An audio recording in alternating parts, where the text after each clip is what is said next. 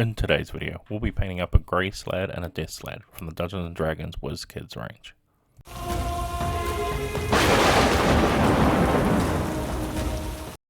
Okay, so just before we get started painting, what I'm going to do is I'm going to grab our slads, glue them to the base, and just grab some PVA glue, and I'm just going to be sticking them in some stand that I've got from my driveway here, just to give the bases a little bit of a texture. And then of course, don't forget to prime these up in as close a color as you can get to our original primer. I'm just going to be using a grey primer here, so we can get everything primed up and then start our painting.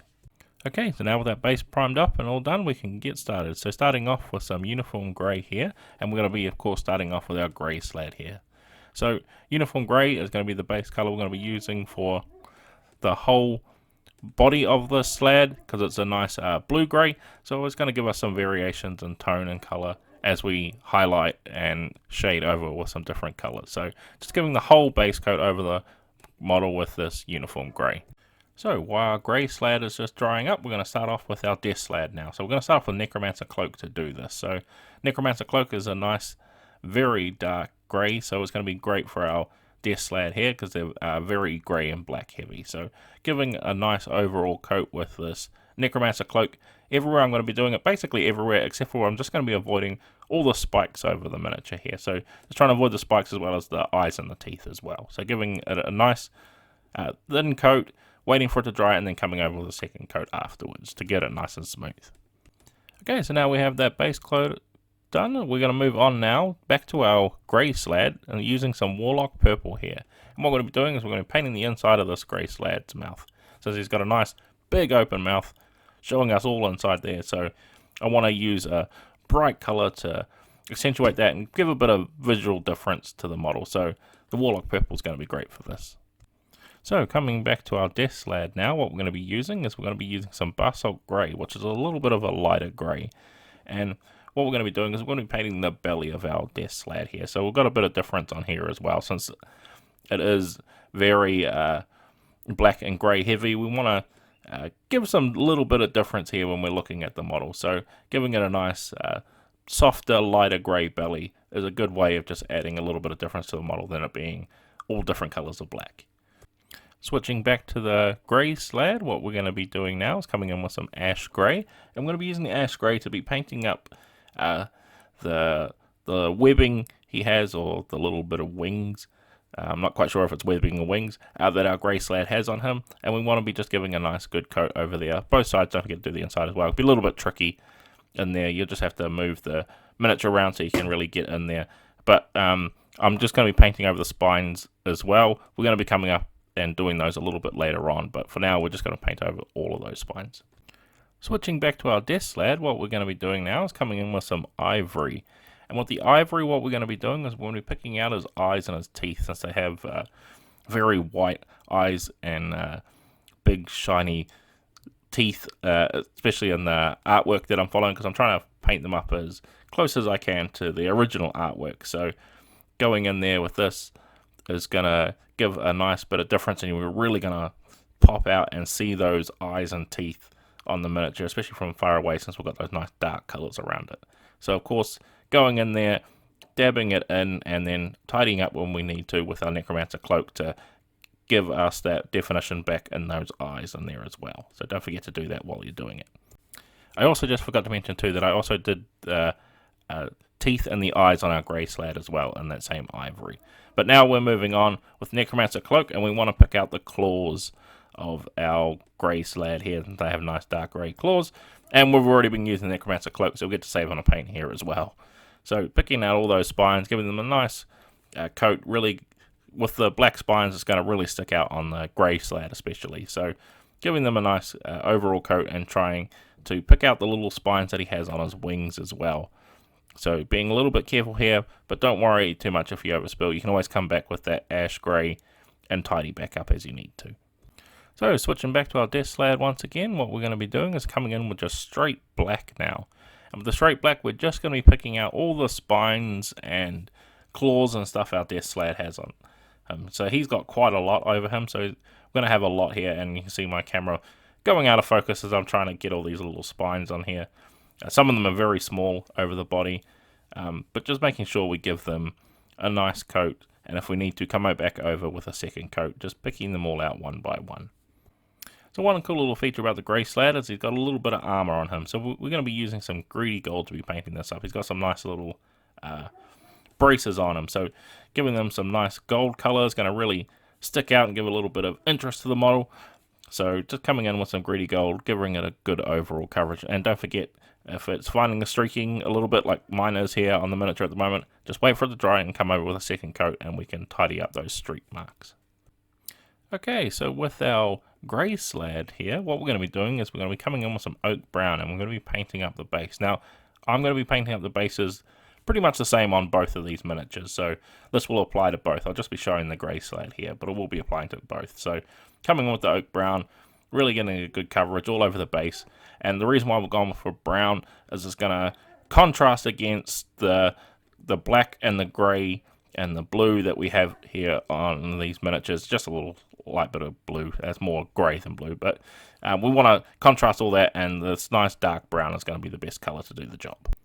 Alright, so once that oak brown is all dried up, we're going to come in now with some leather brown. And what we're going to be doing is just doing some simple dry brushing over top of it to pick out most of those raised details. So being pretty aggressive with it here, I'm not worrying too much.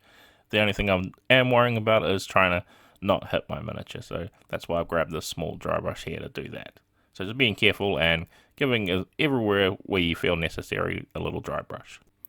So once we've done all that dry brushing, what we're going to do now is we're going to come in with our agrax earthshade here, which is a nice brown wash, which we want to place all over the base of our miniature so we can get some nice variations in color between our highlights and our base coat, as well as it's going to sit into those recesses like the great wash does and give us a lot of variation onto the base pretty easily. So just giving it a nice liberal coating and being careful to avoid getting it on the miniature itself.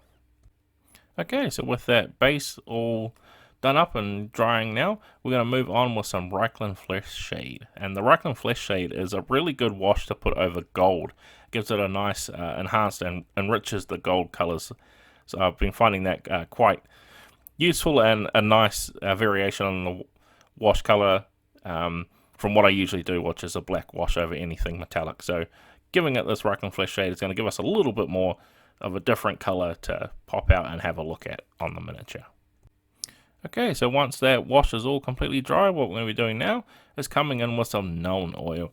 And this is why I avoided doing it over our gold braces that we did before, because we're going to be coming in with a black wash anyway over the whole miniature. So I didn't want it to all match and be all samey over the whole miniature. So that reikland fleshshade is going to really pop out. But what we're going to be doing is we're going to be giving the whole miniature a coat over with nuln oil, except for trying to avoid the eyes and stuff if you can. But if you can't, you can always touch them back up as you need to. But everywhere we want to get into all those nice deep cracks and creases. You can see all over his fleshy skin that he's got nice big folds over. So the wash is going to do a great job here. Now remember, I am doing this over both the miniatures that we're doing as well.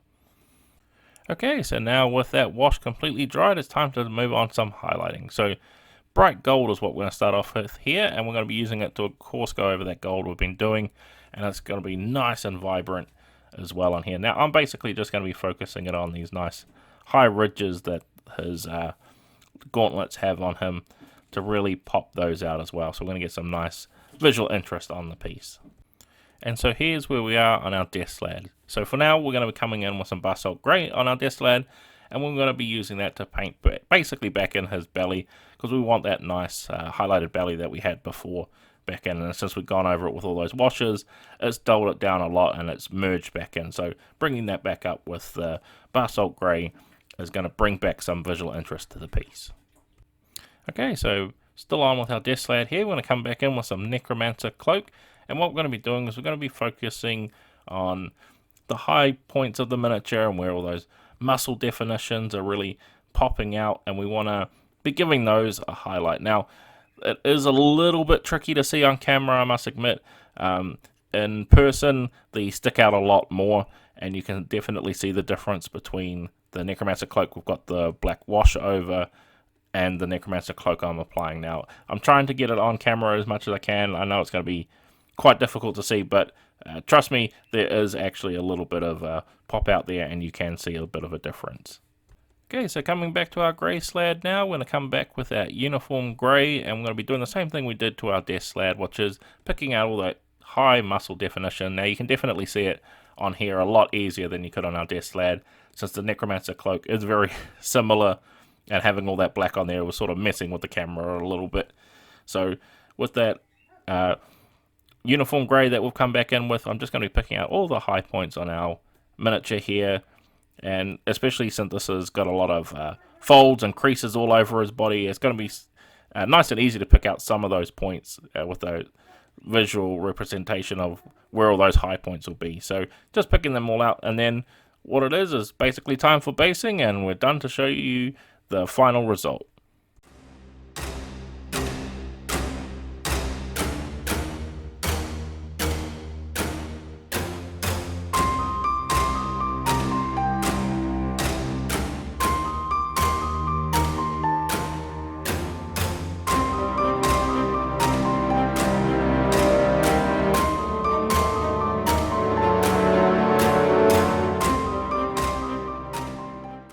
And with all that completed, we've finally finished painting up our death Slad and our grey Slad from the Dungeons & Dragons Wizkids range. So I hope this has been helpful for you, whether you want to follow along in the tutorial to try paint them up as how they appear in the monster manual, or you just enjoy me painting up some cool miniatures for you to enjoy.